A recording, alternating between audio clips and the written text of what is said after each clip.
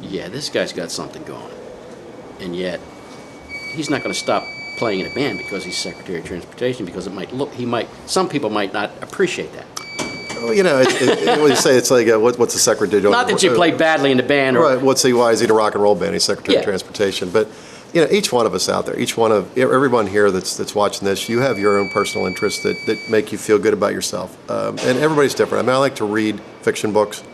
I like to go fishing and start fishing. I like to go to the beach. I mean, those are my interests. Music's an interest. Athletics are an interest for me. I think the blend of as you ask, in a personal, professional life is about making sure that you're taking care of yourself and your own interests. And you know, obviously, family's a big part of that. Your responsibilities as a parent, as a spouse, are a big part. As a brother, as a sister, as a son, you know, a daughter, the family responsibilities are a part of your life.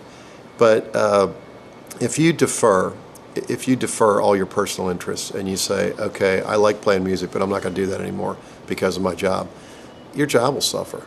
And for me, I know that the days that I play basketball, I know that I get good physical exercise. It felt good.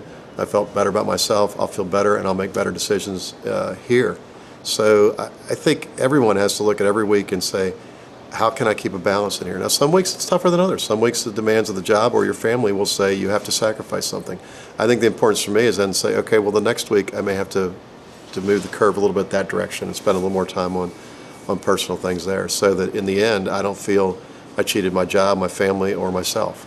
Not easy, but I think it's as important as anything else you might do in your career development and your personal development, is making sure that you take care of all those things. Excellent. As a closeout, and then I'll wrap it up, anything you want to say, a message to the viewers about whether it's PADOT, whether it's leadership, whatever.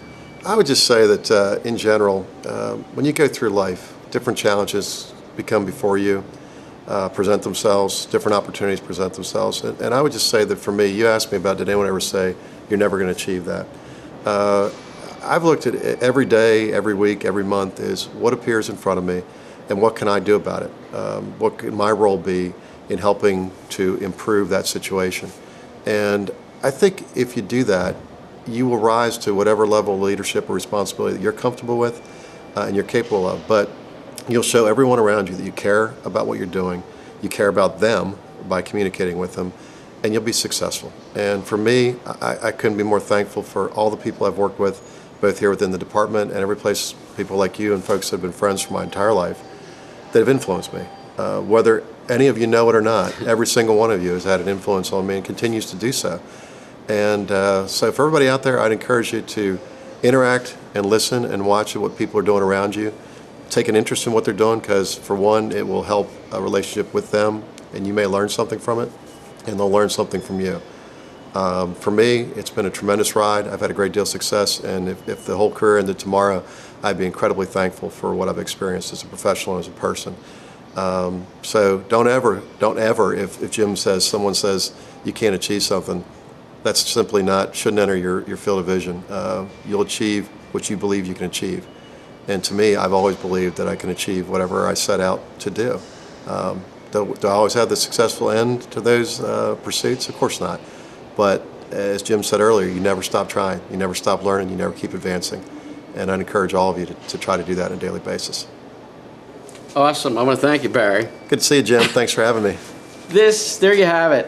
Interview with Barry Schoch on leadership topics as related to his job as Secretary of Transportation. This interview was every bit as special as I thought it was going to be, because when I've heard him speak over the last couple of months at Harrisburg University at an engineering function, I knew there was something excellent here. And I hope you find it too. And also I hope that you pay attention to what he's been saying about the Pennsylvania Department of Transportation, and don't listen to the negatives that you're hearing, but there's something going on here that's pretty doggone good that we need to hear about, we need to look for, we need to pay attention to, because our transportation systems affect us. So that's it. Harrisburg Biz Leaders. We offer great content on leadership. This is our first interview with a high-profile leader who's a down-to-earth character. So thank you for viewing. and we'll see you at Harrisburg Biz Leaders. Awesome, dude. Thanks. Thank you. Watch your head when you get done. Yep.